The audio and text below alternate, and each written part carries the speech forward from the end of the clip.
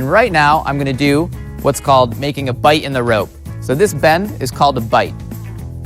Next, I'm gonna grab the tail end of the rope and I'm gonna wrap it over that bite, making sure that I'm wrapping across the ropes. Once I've done that, I'm gonna take that tail end and poke it right back through the hole that I made, pulling that tail all the way through. And when you're done, you'll have a figure 8. If your knot looks like anything other than an 8, then you've tied it improperly. One of the biggest benefits of using one of these figure 8 knots is that they're very easy to identify. So if you have any questions about it, make sure you just tie it again. The next step is going to be to then tie yourself into this knot. So using this type of harness, I want to make sure that I'm threading the tail end of the rope through both my leg loops and also through the waist belt. I like to come from the bottom up because it's easier for me to identify that I've properly gotten both loops. If I were to go from the top down, it's a little bit easier to miss that leg loop spot.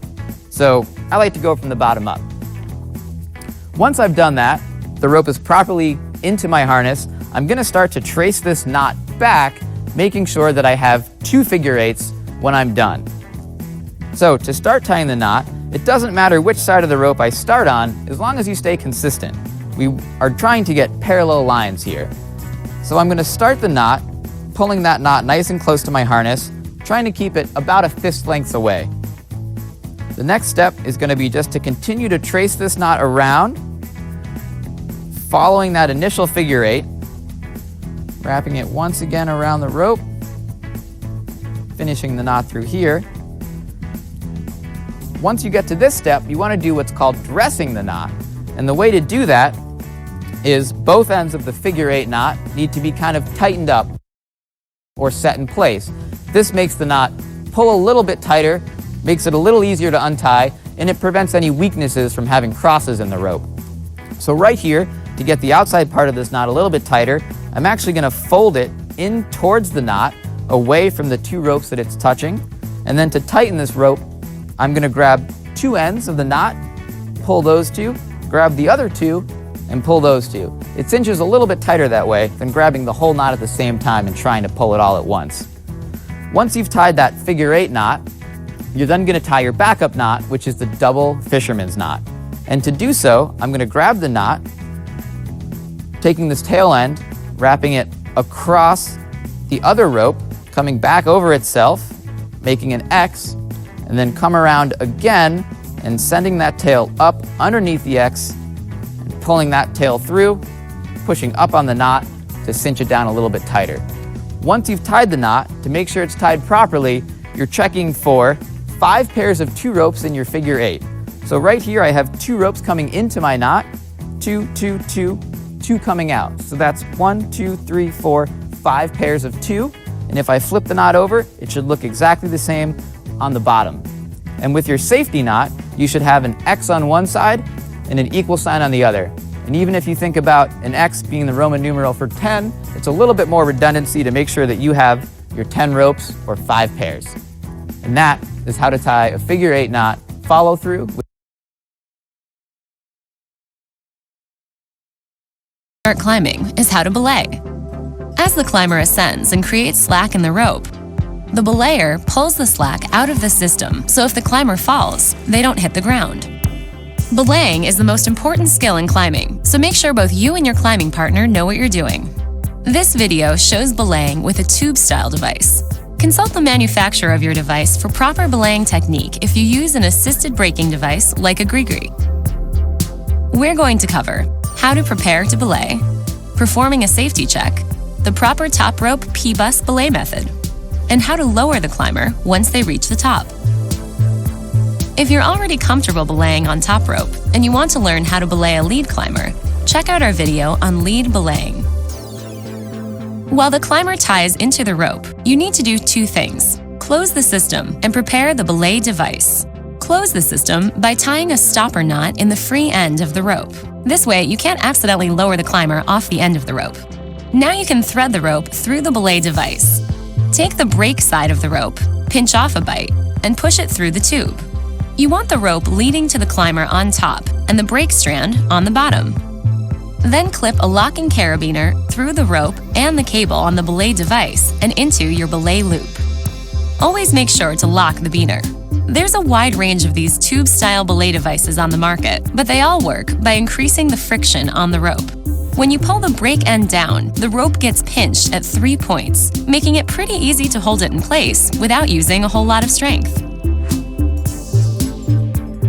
Once you've tied the rope off and threaded it through your belay device, have the climber inspect your work, then check theirs. Make sure your harnesses are properly tightened or doubled back if yours need to be. All knots are tied correctly and through both of the harness's tie-in points. The rope is clipped into the carabiner and the carabiner is locked. When you're both satisfied, the climber will ask, On belay? When you're ready to belay, respond, Belay on. Before the climber gets on the wall, they'll tell you, Climbing. and when you're ready, confirm. Climb on. P-bus stands for pull, brake, under, slide. When used correctly, this method allows you to pull slack out of the system while staying prepared to catch an unexpected fall. One hand should be on the climber's side of the rope. This is called the guide hand. And your dominant hand should be on the brake side. This is called the brake hand. The most important thing to remember is always keep your brake hand on the rope. No matter what, your brake hand should never leave the rope. Seriously, never. Okay, as your partner climbs and creates slack in the rope, pull the slack down with your guide hand and through the belay device with your brake hand. Then bring the rope in your brake hand straight down into the brake position. Use your guide hand to grip the rope under your brake hand, then slide your brake hand back up the rope. Keep your hand at least 6 inches away from the belay device so that if the climber falls, your hand doesn't get sucked into the device and make you drop the rope. Then return your guide hand to the climber's side. Repeat as necessary. Pull, brake, under, slide. Pull, brake, under, slide. To keep your motion small and the climber tight on the rope, it's best to pull in less slack more often. It's absolutely essential to pay close attention to the climber. If they think they're about to lose it, they'll call, Falling. Then you need to pull the brake strand down and let your body absorb the weight of the fall. If they shout, Tension, Alex. pull all the slack through the device, bring your brake hand into position, then lean into the rope, then shout back. Gotcha, Pat. Once the climber gets to the top, they'll ask you to take up the extra slack. Then they'll lean back into a sitting position and shout. You can lower. When you're ready, you'll reply. Lowering. To lower the climber, bring your guide hand under your brake hand. Keep both hands on the rope and let it slowly feed through the belay device until the climber is safely on the ground.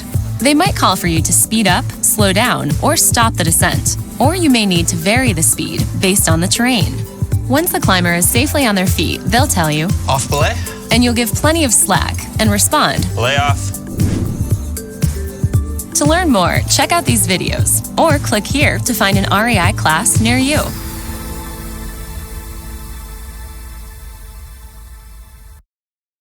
An outdoor lifestyle.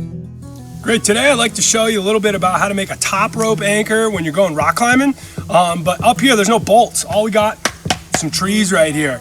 There's a lot of different ways to do this whole system, but I found using climbing rope to be really good. You don't want to use anything dynamic, nothing stretchy. You want a static rope, which this is, to set up your anchors. So first thing I'll do is I want to look and see exactly where I want the anchors to hang.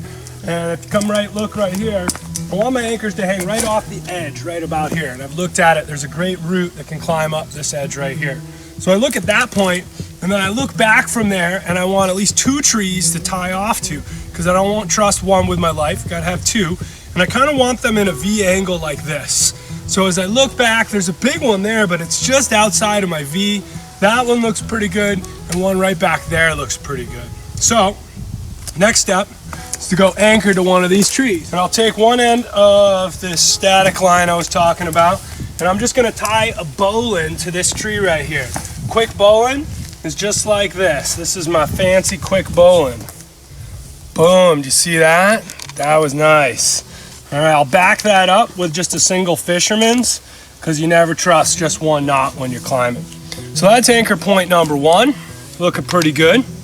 I'll take the rope here, lead it back out to where I wanted my anchor spot to be, which I want it to hang a little bit over the edge. So I'll loop it down here And right about there looks nice.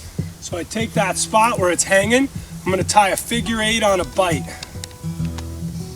Boom, figure 8 on a bite. But not just one, I'm gonna tie 2, because remember, 1 knot is never enough. I'm gonna tie 2 right here.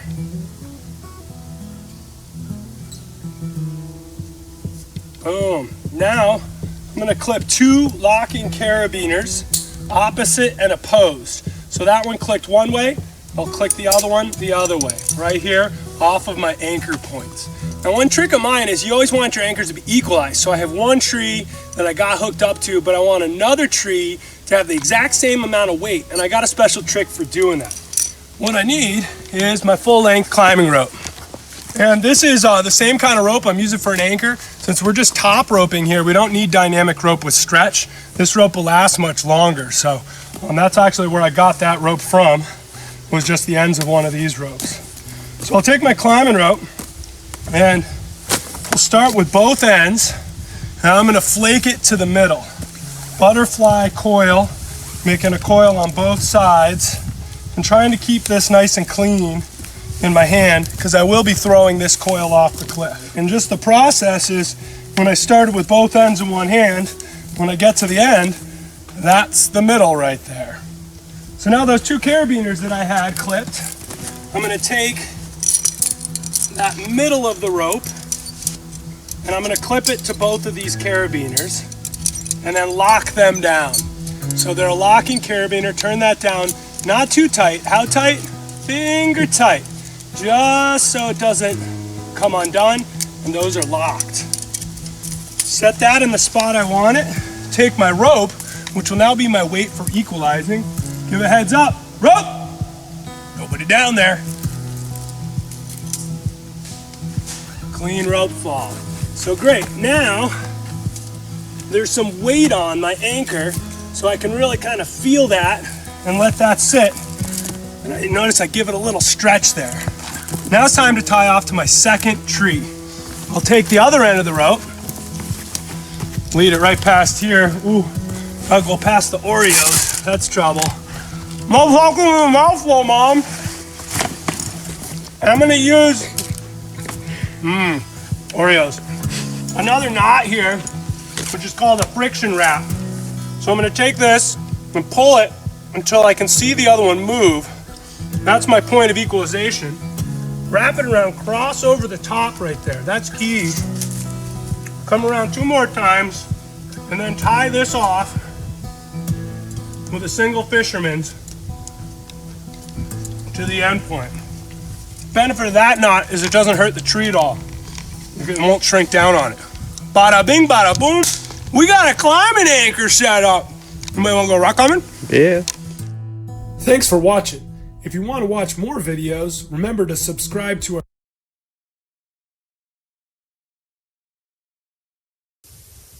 In this video, I'll be showing how to tie a bowline knot. What I'm first going to do is put a loop into this side of the line.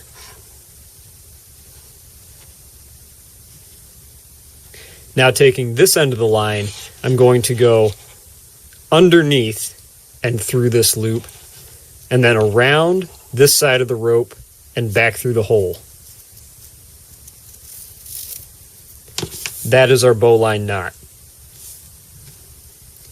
The easiest way to remember which direction to twist the loop into this line, and the fastest way to make this knot, is to take the end of the rope in 2 fingers, go over this line, and spin your fingers around. Now you'll have this line coming through the hole already, and this loop will be in the proper direction. You now just come around there and back through the hole.